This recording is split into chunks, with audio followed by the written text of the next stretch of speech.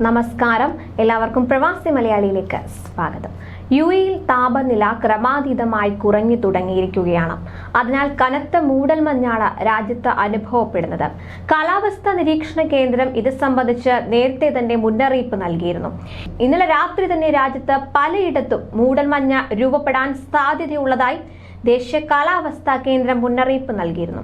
ഇന്നും യുഎഇയിൽ കനത്ത മൂടൽമഞ്ഞിന് സാധ്യതയുള്ളതായി മുന്നറിയിപ്പ് എത്തിയിരിക്കുകയാണ്. അതിനാൽ പൊതുജനങ്ങൾക്ക് പ്രത്യേക നിർദ്ദേശങ്ങൾ അധികൃതർ പുറപ്പെടുവിച്ചിരിക്കുകയാണ്. കനത്ത മൂടൽമഞ്ഞ് കാഴ്ചപരിധി കുറയ്ക്കുന്നതിനാൽ വാഹനമോടിക്കുന്നവർക്ക് ഇത് വലിയൊരു പ്രതിസന്ധിയാണ്. സുരക്ഷിതമായി വാഹനമോടിക്കാനുള്ള ജാഗ്രതാ നിർദ്ദേശം നൽകിയിരിക്കുകയാണ് ഇപ്പോൾ അധികൃതർ.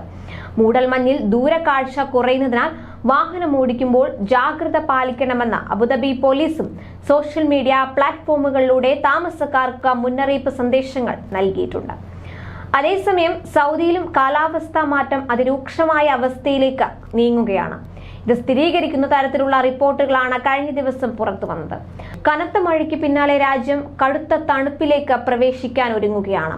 സൗദിയുടെ വിവിധ ഭാഗങ്ങൾ ഡിസംബർ 20 മുതൽ കടുത്ത തണുപ്പിലേക്ക് പ്രവേശിക്കും. ഡിസംബർ 21 സൗദി ഈ വർഷത്തെ ദൈർഘ്യമേറിയ രാത്രിക്ക് സാക്ഷ്യം വഹിക്കും. ഇതിനു പിന്നാലെ മുന്നറിയിപ്പുമായി അധികൃതർ രംഗത്തെത്തി. മുൻ വർഷത്തെ അപേക്ഷിച്ച് വൈകിയാണ് ഇത്തവണ ശീതക്കാറ്റ് ശീതക്കാറ്റ് വൈകിയതിനാൽ വൈകിയാണ് ഇത്തവണ തണുപ്പ് എത്തുന്നത്. കിഴക്കൻ പ്രവിശ്യയിലും റിയാദിലും മഴയെത്താത്തതും തണുപ്പ് വൈകാൻ കാരണമായി. സൗദിയുടെ വടക്ക് പടിഞ്ഞാറൻ മേഖലയാണ് തണുപ്പിലേക്ക് പ്രവേശിച്ചത്. ഇതിന് പിന്നാലെ ഒരു മാസത്തോളം കഠിനമാകും തണുപ്പെന്ന് കാലാവസ്ഥാ നിരീക്ഷണ കേന്ദ്രം മുന്നറിയിപ്പ് നൽകി.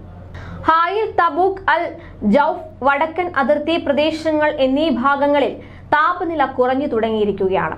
റിയാദിലും ദമാമിലും ഈ മാസം 20 മുതൽ കടുത്ത തണുപ്പ് അനുഭവപ്പെടും.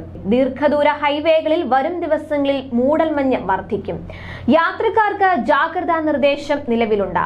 മഴ പെയ്ത മക്ക പ്രവിശ്യയിലും മദീനയിലും മൂടിക്കെട്ടിയ അന്തരീക്ഷം തുടരും. ജിദ്ദയിൽ 30 മുകളിൽ തന്നെയാണ് താപനില. ദീർഘദൂര ഹൈവേകളിൽ വരും ദിനങ്ങളിൽ മൂടൽമഞ്ഞ് വർദ്ധിക്കും.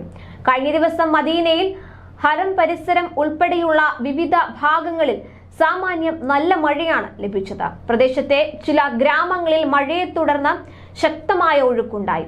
താഴ്ന്ന പ്രദേശങ്ങളിൽ വെള്ളം കയറി. ചില റോഡുകൾ മുൻകരുതൽ എന്ന നിലയിൽ അടച്ചിടുകയും ചെയ്തു. കാലാവസ്ഥാ വ്യതിയാനം ഉണ്ടാകുമെന്ന മുന്നറിയിപ്പിനെ തുടർന്ന് മേഖലയിലെ ബന്ധപ്പെട്ട വകുപ്പുകൾ ആവശ്യമായ മുൻകരുതൽ നടപടികൾ സ്വീകരിച്ചിരുന്നു. എന്തായാലും പ്രവാസികൾ അധികൃതർ നൽകുന്ന മുന്നറിയിപ്പുകൾ കൃത്യമായി പാലിക്കാൻ ശ്രദ്ധിക്കുക. കൂടുതൽ പ്രവാസി വാർത്തകൾക്കായി ഈ ചാനൽ സബ്സ്ക്രൈബ് ചെയ്യുക.